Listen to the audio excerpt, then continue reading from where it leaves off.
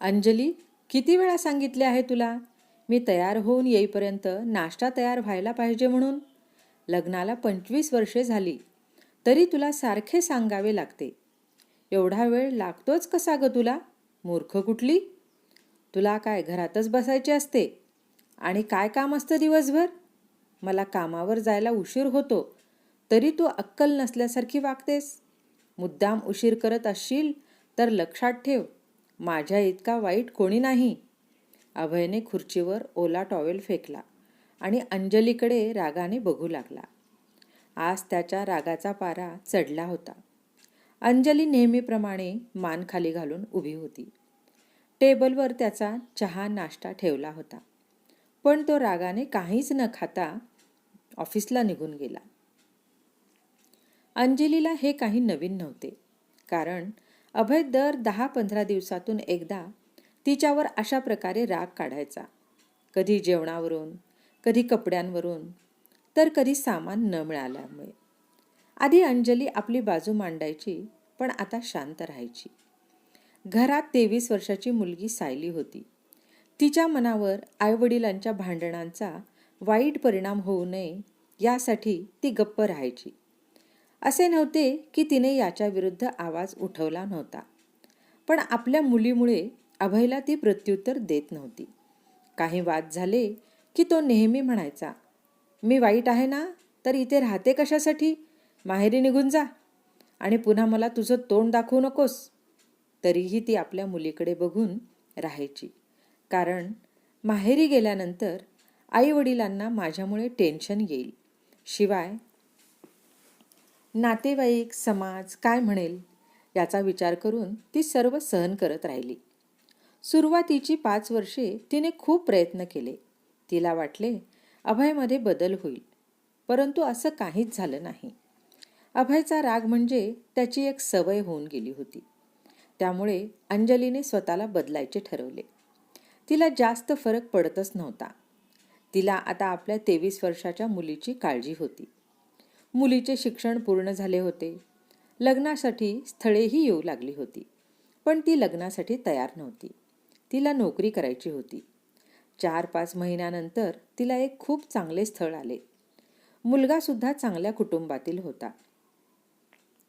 चांगला शिकलेला होता. नोकरी चांगली होती. ओळखीच्यांनी सुद्धा त्या मुलाचे खूप कौतुक केले होते.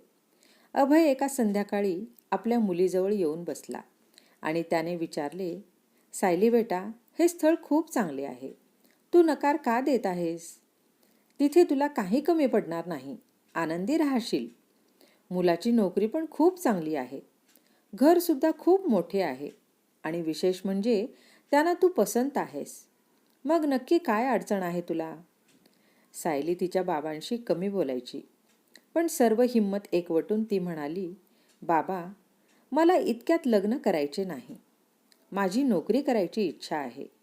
मला आर्थिकदृष्ट्या कोणावरही अवलंबून राहायचे नाही आणि मला कोणाची जबाबदारी घेण्याची इच्छा नाही. अभय म्हणाला, अरे बेटा, पण तो खूप चांगला मुलगा आहे. तुला आनंदी ठेवेल. काहीच कमी पडणार नाही तुला. तू नोकरीसुद्धा कर. माझे बोलणे झाले आहे त्यांच्याशी. बाबा, माझी नोकरी करणे हे काही त्यांच्या सहमतीवर अवलंबून आहे का? मुलीने विचारले. आता अभयला राग आला. तो म्हणाला, मी सांगतोय ते लक्षात येत नाही का तुझ्या? खूप आनंदी राहशील तिथे. असे स्थळ पुन्हा पुन्हा येणार नाही. नकार देऊ नकोस. बाबा, मला सांगा, आई जशी या घरात आनंदी आहे तशी आनंदी राहीन का मी? सायली तोंडावर, खूप जास्त बोलते आहेस असे वाटत नाही का तुला? अभय जोरात ओरडला, बाबा, मला लग्नच करायचे नाही, कारण त्या मुलाचा स्वभाव तुमच्यासारखा असेल तर, आणि मला तुमच्यासारखा पती नको आहे. तो त्याला जेव्हा वाटेल तेव्हा माझ्यावर चिडेल, बायकोला घरात कामवाल्या बाईसारखी वागणूक देईल.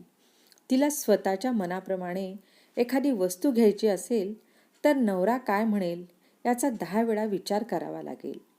मला बाहेर जाऊन काम करण्यासाठी त्याच्या परवानगीचा शिक्का लागेल. प्रत्येक गोष्टीवरून मला माहेरी जा म्हणेल.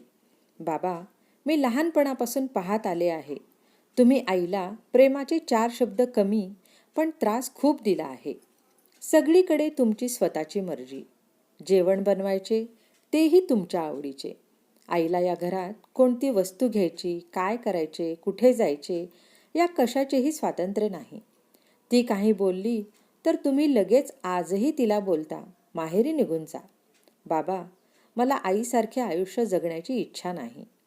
ती लाख प्रयत्न करत राहिली, पण तुम्ही नाही बदललात. म्हणून मला लग्नाआधी आर्थिकदृष्ट्या मजबूत बनायचे आहे. तुम्हाला घरातील कामे क्षुल्लक वाटतात, पण तीच कामे वेळेत झाली नाही की तुम्ही आगीचा गोळा होऊन जाता. कामावरचा राग विचार न करता, समजून न घेता आईवर काढता. ती सहन करत राहिली आणि क्षणोक्षणी आपला स्वाभिमान हरवत राहिली. आई तुमच्यासाठी एक कठपुतळी आहे, परंतु मी नाही. सायली आज पहिल्यांदा बाबांसमोर एवढं बोलली होती. पण अभय नेहमीपेक्षा जास्त रागाला आला होता. पण मुलीसमोर तो आज शांत होता. शेवटी एवढेच म्हणाला, तुला जे योग्य वाटते ते कर. मी तर वाईट आहे ना? मुलीने बाबांचा हात हातात घेतला आणि म्हणाली, बाबा, मी आज जे बोलले ते तुम्ही रोजच करता. तुम्हाला ऐकून वाईट वाटेल, परंतु तुम्ही आईबरोबर असे वागून विसरून सुद्धा जात असतात ना, तर फक्त 1 मिनिट का होईना आईच्या मनाचा विचार नक्की केला असता. तुम्ही फक्त एका गोष्टीचे उत्तर द्या, बाबा, तुम्हाला तुमचा जावई तुमच्यासारखा असला पाहिजे का? जो पोळी थोडी जाड झाल्यावर ओरडेल, गरम पराठा 1 मिनिट उशिरा आणल्यावर न थांबता निघून जाईल, स्वतःचे चेकबुक न मिळाल्यावर घर डोक्यावर घेईल. सांगा बाबा. हे बोलणे अंजलीच्या कानावर पडत होते. अभय हे सर्व बोलणे ऐकून घरातून शांतपणे निघून गेला, कारण त्याला आता अंजलीसमोर उभे राहण्याची लाज वाटू लागली. यानंतर अभय स्वतःला बदलण्याचे ठरवतो आणि सायलीला म्हणाला, तू आधी नोकरी कर, स्वतःच्या पायावर उभी राहा आणि नंतर लग्न कर. अंजली सुद्धा आनंदी होती, कारण तिच्या नवऱ्याच्या स्वभावात बराच बदल झाला.